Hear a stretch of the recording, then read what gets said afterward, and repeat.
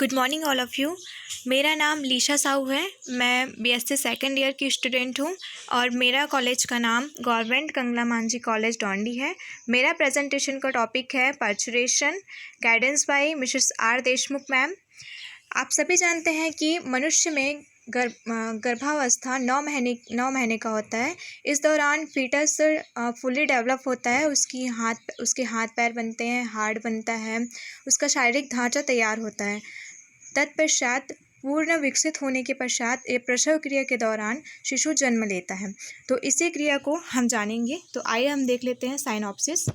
Synopsis में सबसे पहला प्रसव क्रिया क्या है, दूसरा प्रसव क्रिया का प्रेरण, तीसरा प्रसव पीड़ा, चौथा प्रसव क्रिया का नियंत्रण और पांचवा प्रसव क्रिया यानी कि मैकेनिज्म ऑफ पर्चुरेशन, यह क्रिया होती कैसे है। तो सबसे पहले जान लें प्रसव क्या है। मादा के गर्भाशय में विकसित हो रहे फीटस का गर्भकाल जब पूर्ण हो जाता है तब नवजात शिशु को गर्भाशय से बाहर निकालने की प्रक्रिया प्रारंभ होती है तथा मादा नवजात शिशु को जन्म देती है। तो यह क्रिया प्रसव कहलाती है। दूसरा प्रसव क्रिया का प्रेरण। ऑक्सीटोसिन हार्मोन प्रसव के समय गर्भाशय में संकुचन की गतियों को प्रेरित करता है। दूसरा एड्रिनोकोट्रोपिक हार्मोन के प्रभाव के कारण एड्रिनल कॉर्टेक्स को कॉर्टिसोल के स्राव के लिए प्रेरित करता है। और तीसरा प्रोजेस्टेरॉन सर्विक्स को संकुचित रखता है तथा इसकी कम मात्रा से सर्विक्स चौड़ी हो जाती है। प्रसव पीड़ा। प्रसव के समय गर्भाशय ऊपर से नीचे की ओर संकुचन तरंगें उत्पन्न करता है जो शिशुओं को बाहर निकालने का कार्य करती है। तरंगों के साथ कुछ समय अंतराल में नियमित रूप से पीड़ा होती है जिसे प्रसव पीड़ा कहते हैं। प्रसव क्रिया का नियंत्रण। प्रसव क्रिया के नियंत्रण में मेन जो रोल है वो निभाता है ऑक्सीटोसिन हार्मोन। आइए हम देखते हैं कि होता क्या है। तो फुल्ली डेवलप फीटस के एड्रिनल ग्लैंड से एंड्रोजन रिलीज होता है और वो उस एंड्रोजन को प्लेजेंटा जो है वो एस्ट्रोजन में कन्वर्ट कर देता है। और एस्ट्रोजन में कन्वर्ट करने के बाद ये जो एस्ट्रोजन है वो प्रोजेस्टेरॉन की मात्रा को कम कर देता है। यह दो काम करता है। पहला तो प्रोजेस्टेरॉन की मात्रा को कम कर देगा और दूसरा मस्कुलर लेयर में ऑक्सीटोसिन रिसेप्टर की संख्या को बढ़ा देता है। तब होता क्या है, जब मादा के पश्च पिट्यूटरी से ऑक्सीटोसिन हार्मोन जब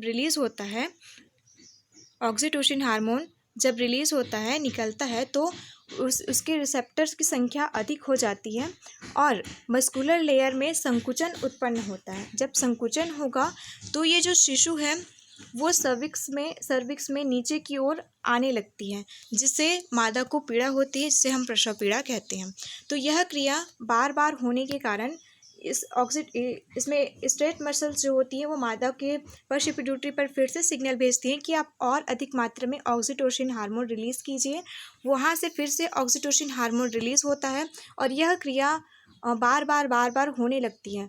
तब इस क्रिया के दौरान ऑक्सीटोसिन हार्मोन के प्रभाव से यह जो सर्विक्स है वो चौड़ी हो जाती है और शिशु बाहर निकल आता है और इस क्रिया में शिशु का जन्म होता है। तो हम यहाँ पे देखें तो मेन रोल जो है वो ऑक्सीटोसिन हार्मोन का है। अगर ऑक्सीटोसिन हार्मोन कम मात्रा में बाहर आए या उसके रिसेप्टर्स की संख्या कम हो जाए तो यह क्रिया नहीं हो पाएगी या रुक जाएगी या थोड़ी देर बाद होगी। दूसरा कारण इसका यह है कि प्रोजेस्टेरॉन की यह मात्रा को कम कर देता है। प्रोजेस्टेरॉन प्रेगनेंसी को मेंटेन करके रखता है, उसे एक जगह पे रखता है और इस क्रिया के दौरान वह उसे कम कर देता है। सेकंड हम देखते हैं प्रसव क्रिया या मैकेनिज्म ऑफ पर्चुरेशन। तो यह तीन अवस्था में पूर्ण होती है। सबसे पहला स्टेज वन में जैसे कि मैंने आपको बताया था कि फीटस फुल्ली डेवलप्ड फीटस के एड्रिनल ग्लैंड से एंड्रोजन रिलीज होता है और इस एंड्रोजन को प्लेसेंटा जो है वो एस्ट्रोजन में कन्वर्ट कर देता है। तो ऑक्सीटोसिन हार्मोन के रिसेप्टर बढ़ जाने के कारण वह अत्यधिक मात्रा में बाहर आता है और संकुचन की क्रिया इसमें होती है।